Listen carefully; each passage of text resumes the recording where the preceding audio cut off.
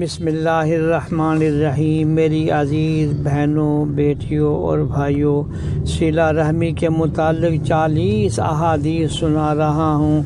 2 حدیثیں میں نے سنا دی ہے، آج حدیث نمبر 3 میں عرض کرتا ہوں۔ حضرت عقبہ بن عامر رضی اللہ تعالیٰ عنہ کہتے ہیں کہ میں رسول کریم صلی اللہ علیہ وسلم سے ملا، پس انہوں نے میرا ہاتھ پکڑا اور فرمایا، اے عقبہ، کیا میں تجھے دنیا اور آخرت کا عمدہ کام نہ بتا دوں؟ تو عقبہ نے کہا کہ جی ہاں، بتا دیجئے۔ ارشاد فرمایا کہ جو تجھ سے تعلق توڑے تو اس سے تعلق جوڑ، اور جو تجھے محروم کرے اسے عطا کر اور معاف کر دے اس شخص کو جو تجھ پر ظلم کرے۔ اللہ اکبر! کس قدر حضرت صلی اللہ علیہ وسلم نے اہمیت کے ساتھ اس کو بیان فرمایا۔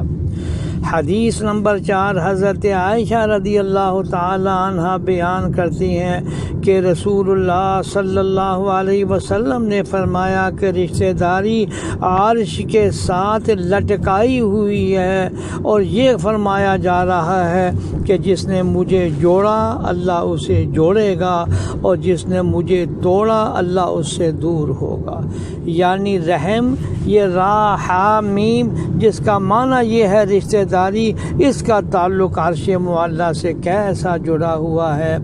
اگلی حدیث نمبر 5، حضرت عبداللہ بن عمر رضی اللہ تعالی عنہما سے روایت ہے کہ نبی کریم صلی اللہ علیہ وسلم نے فرمایا، صلہ رحمی کرنے والا وہ نہیں جو کسی قرابت کی نیکی کے بدلے میں نیکی کرے، بلکہ صلہ رحمی وہ ہے جو قطع رحمی کے باوجود اسے ملائے جو صلہ رحمی کرے۔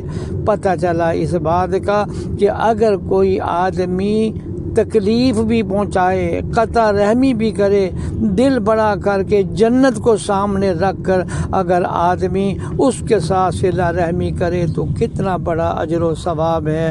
اللہ ہمیں صحیح سمجھ عطا فرمائے، آمین۔